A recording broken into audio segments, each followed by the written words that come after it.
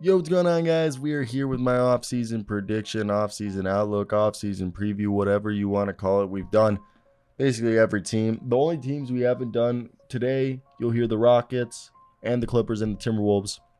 The last two teams I have not done are the teams in the playoffs and the Pistons and the Raptors because they don't have a head coach. So I can't do a preview if they don't have a coach because I can't assume the direction that they're going to go in. So I'm waiting for that.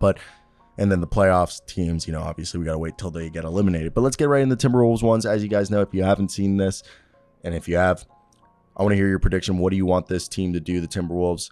And you guys know I was born in St. Louis Park, lived there until I was 5. First jersey I ever owned was a Kevin Garnett jersey. My wall screen on my phone is a Kevin Garnett picture in a Timberwolves jersey. I love the T-Wolves.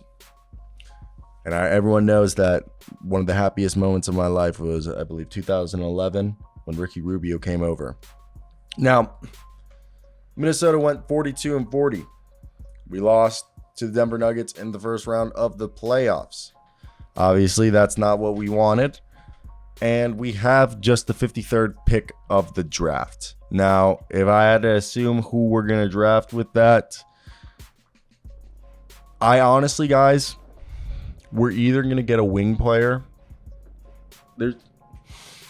It's hard. I can see us going for a guy like Isaiah Wong, but I can also see us going for one of the many bigs that will be available. Like if James Nanji falls that far, I could see us going for a guy like that. But also I could see us going for Isaiah Wong, who could be, we're going to go for a defensive wing. Maybe a point guard, but the point guards are kind of weak there, so I doubt Kobe Bufkin falls that far. Maybe Reese Beekman with a 53rd pick. Let me hear what do you guys think we do with our second round pick. We might trade it. Austin Rivers is a free agent, unrestricted. Nathan Knight has a team option. Expect that to be picked up. Nathan Knight will be probably the guy they hope to replace Naz Reid's minutes. Jalen Noel's a free agent. Don't expect him back. Naz Reid is a free agent. Don't expect him back. Nickeil Alexander-Walker's a free agent. He's restricted. Expect him back. He will come back. Luka Garza and Matt Ryan. Matt Ryan are both Luka and Matt Ryan are restricted. Luka will probably be brought back. He'll probably be given the deal that Nathan Knight was given, and he'll replace Nathan Knight minute while they hope Nathan Knight will replace Naz Reid minutes. Now, this roster is weird. This is a team that went all in with the Rudy Gobert trade, and we saw Karl-Anthony Towns miss 52 games. They swapped out D'Angelo Russell for Mike Conley because they needed someone to help move in the Mike Conley to help smooth over the Rudy Gobert transition. And Gobert and Towns played 529 minutes together. The offense efficiency was 106.2. That's worse than the last place Charlotte Hornets. Basically, Gobert and Towns on the floor together was the worst offensive team known to man. And the immature part stems from Gobert being suspended for punching his teammate Kyle Anderson in the face, or not in the face, but attempting to punch him in the face and hitting him in the shoulder. Jaden McDaniels punching the wall and breaking his hand. And then the team struggling, in game success. They lost to the Lakers in the play-in. The Game 5 loss to Denver. Minnesota squandered 20 double-digit leads this season. And the Timberwolves are kind of married to this roster. The only place to improve outside of fixing their chemistry is tweaking their bench. They could explore options to break up its core and to focus on Anthony Edwards. And Towns has failed to play 50 games or more in the past 3 out of the 4 past seasons. He's played 74 games once in the last 4 years. And he earned all NBA that year. And his $244 million Supermax extension doesn't kick in until next season. Gobert has 3 years, $131 million left on his contract. I personally think you trade Karl-Anthony Towns. Give me your thoughts down below right now. Do you trade Karl-Anthony Towns?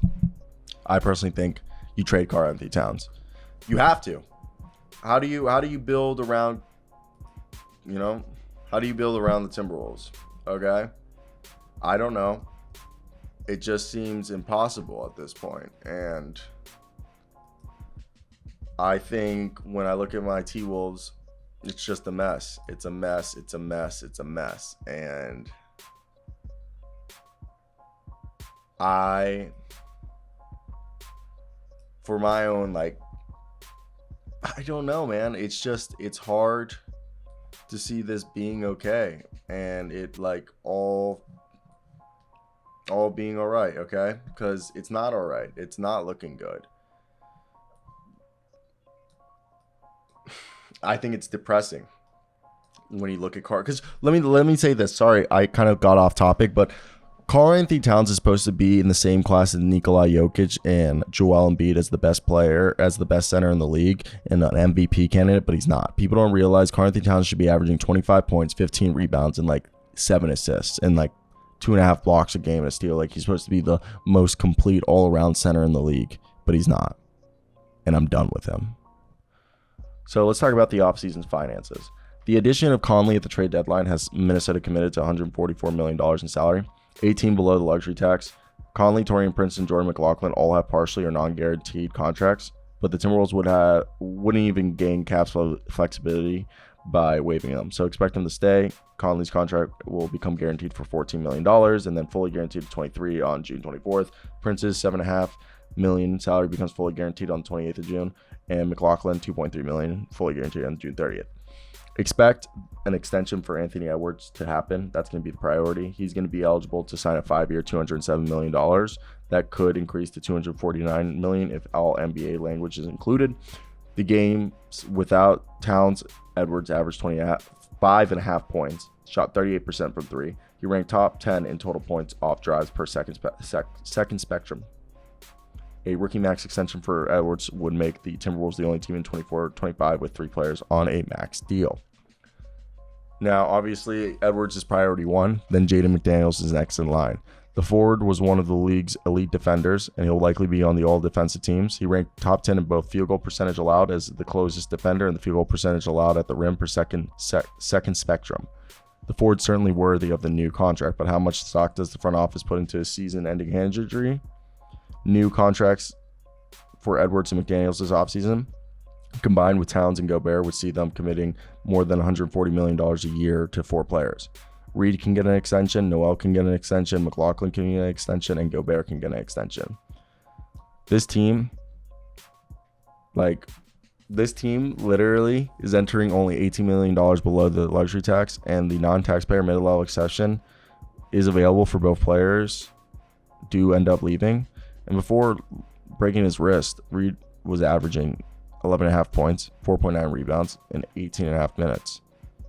Noel averaged 11 points in the games that he played more than 10 minutes, and 2 starts this season, he averaged 23.5 points. And they're both unrestricted free agents, but are both eligible to sign 4-year, $58 million extensions before June 30th. They have no draft assets before, that second-round pick. They do have 5 second-round picks to trade, but this season, only that 53rd overall pick. So I want to hear you guys' thoughts. What should they do? Trade Karl-Anthony Towns is my thought.